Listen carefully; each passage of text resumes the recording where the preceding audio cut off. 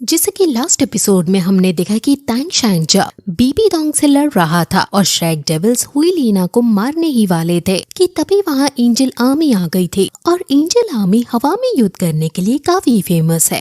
Angel army किस तरह से युद्ध करती है वो हमें सैटरडे को पता चलेगा, लेकिन अभी हमारे सामने इसका ट्रेलर आ गया है और इस वीडियो में हम उसी ट्रेलर को एक्सप्लेन करेंगे।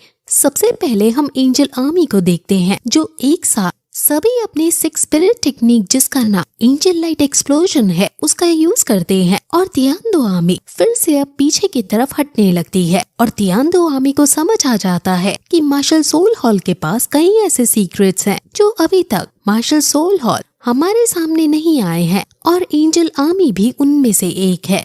गाइस, वीडियो में आगे बढ़ने से पहले मैं आपको एक कॉमिक जिसका नाम the east undercover of certain song है उसके बारे में बताना चाहती हूँ। ये कहानी सर्टन सॉन्ग डायनेस्टी के 16th एरा की है। इसमें शेनमो नाम का एक काफी शातिर मॉडर्न डे का डिटेक्टिव पास्ट में चला जाता है और पास्ट को मैनिपुलेट करने की अपनी एम्बिशंस को एग्जीक्यूट करता है और एम्पायर की डेस्टिनी को ही बदल कर रख देता है। उसके पास मॉडर्न डे की कई सारी चीजें होती हैं और मॉडर्न डे के डिटेक्टिव स्किल्स का यूज करके वो सर्टन सॉन्ग में कई सारे केसेस सॉल्व करके अपना नाम बनाता है। अपनी इंटरोगेटिंग स्किल्स का यूज करके वो कई सीक्रेट एजेंट्स को पकड़कर एम्पायर को बचाता है। और जब मंगोलियन आर्मी जो पूरी दुनिया से जीतते हुए अब यहाँ अपनी युद्ध का पताका फैलाने आ रही थी तो उसका भी सामना वो कैसे करता है ये भी हमें देखने को मिलेगा। ये कॉमिक काफी ज्यादा फेमस हुई थी क्योंकि इसमें एक आदमी सिर्फ अपनी नॉलेज के बेसिस पर पूरी ज्योग्राफी बदल कर रख देता है। सो अगर आप इसे पढ़ना चाहते हैं तो आप डिस्क्रिप्शन बॉक्स में दी गई बिलीबिली वेबसाइट की लिंक पर क्लिक करके इसे पढ़ सकते हैं। इस ऐप और वेबसाइट के अंदर आपको ऐसी ही काफी सारी कल्टिवेटिंग स्टोरीज और अलग अलग जेनरे की स्टोरीज पढ़ने को मिल जाएंगी। सो डिस्क्रिप्शन बॉक्स में दी गई लिंक पर आप क्लिक जरूर करें।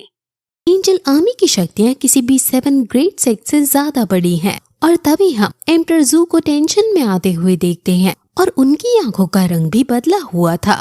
एंजल ट्रूप को डील कर पाना उनके लिए मुश्किल हो रहा था और श्रैग डेविल्स को भी समझ नहीं आ रहा था क्योंकि वो बहुत सारे और सभी स्किल सोल मास्टर्स थे और उनको हराने का कोई भी मौका उन्हें नहीं मिल पा रहा है। लेकिन एम्परर जू को इस बात की खुशी थी कि उसे एंजल आर्मी के आने की खबर पहले से मिल गई है और अब तांग सेक्ट की तांग आर्मी आकर ग्रैंड मास्टर की बताई गई स्ट्रैटेजी को एग्जीक्यूट करने के लिए एकदम तैयार थी।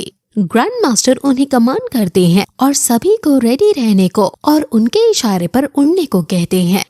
वहीं दूसरी तरफ हम एलिमेंट ऑफ 4 स्कूल के एक सोल मास्टर को शैडो ऑफ एम्प्टीनेस अटैक करते हुए देखते हैं और फिर हम अंकल स्वॉर्ड को भी अपना पावरफुल अटैक करते हुए देखते हैं और वो कहते हैं कि मैं उन 2000 जानों का बदला लूंगा जो वुहान एम्पायर ने ली है। अब सभी ग्रैंड मास्टर भी आपस में लड़ने लग गए हैं और इनके बीच अब एक दूसरे को हराने की नहीं बल्कि एक दूसरे को मारने की फाइट होगी। अब इससे आगे क्या होगा वो हम अगले एपिसोड में देखेंगे, लेकिन इस वीडियो में हम सोल लैंड से रिलेटेड कुछ फैक्ट्स जान लेते हैं। कई लोग पूछ रहे थे कि आखिर क्वान रेंज्यू युद्ध में भाग लेने के लिए क्यों नहीं आ रही है और उसके टेस्ट खत्म होंगे। सो इसको जानने के लिए हम एंजल गॉड और क्वान रेंज्यू को अच्छे से समझ लेते हैं। अगर हम क्वान रेंज्यू की बात करें तो क्योंकि उसे कभी अपनी माँ से प्यार नहीं मिला तो वो तियानदो एम्पायर में चोरी छुपकर से प्रिंस बनकर रह रही थी और उसका प्लान प्रिंस बनकर युवराज बनने का था ताकि वो इनडायरेक्ट तरीके से तियानदो एम्पायर को अपने अंडर कर सके। लेकिन तांग शैंग ने उसके प्लान को बेकार कर दिया जिस वजह से उसे हारकर वहीं वुहान एम्पायर लौटना पड़ा। वो इतने गुस्से में थी कि उसने ठान लिया था कि वो तांग शैंग को हराकर एम्पायर को अपने अंडर लेकर रहेगी।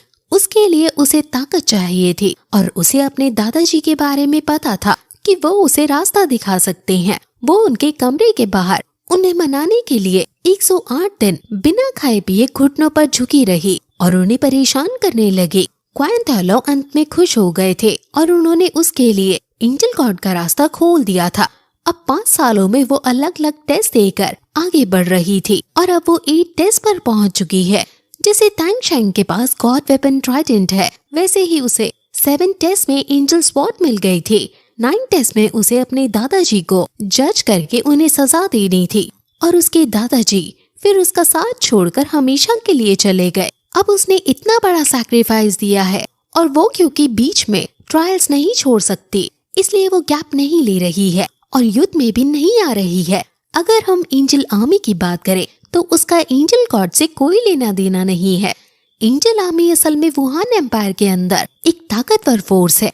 एंजल आर्मी के अंदर हर एक सोल्जर स्पिरिट सेंट से ज्यादा लेवल का है और ये एयर में लड़ने के एक्सपर्ट होते हैं। एक बार वुहान एम्पायर सी गॉट आइलैंड पर हार गई थी, लेकिन तभी वुहान एम्पायर की हेल्प करने के लिए एंजल आर्मी वहाँ आ गई थी। उनके पास फॉर्मेशन चेंज की एबिलिटी है और उनकी एबिलिटी देखकर सी गॉड आइलैंड के अंदर जो 7 टावर्स हैं वो भी इम्प्रेस हो गए थे। उस दिन अगर एंजल आर्मी वहाँ ना होती तो वुहान एम्पायर न सिर्फ अपने कई सारे स्पिरिट मास्टर्स खो देता बल्कि पूरे कॉन्टिनेंट में अपनी इज्जत भी डुबा देता। लेकिन क्योंकि ग्रैंड मास्टर ने इनसे लड़ने की स्ट्रैटेजी बना रखी है और अगर वो स्ट्रैटेजी काम कर गई तो शायद तियानतो एम्पायर को फिर से एक अपर हैंड मिल सकता है। बाकी क्या होगा वो हमें आगे पता चलेगा। सो तब तक के लिए हम आपसे विदा लेते हैं। आप तब तक जेड डायनेस्टी जो कि हम ट्यूसडे को लाते हैं उसे भी देख सकते हैं और बिली कॉमिक्स को डिस्क्रिप्शन बॉक्स में दी गई लिंक से ओपन करना ना भूलें। बाय।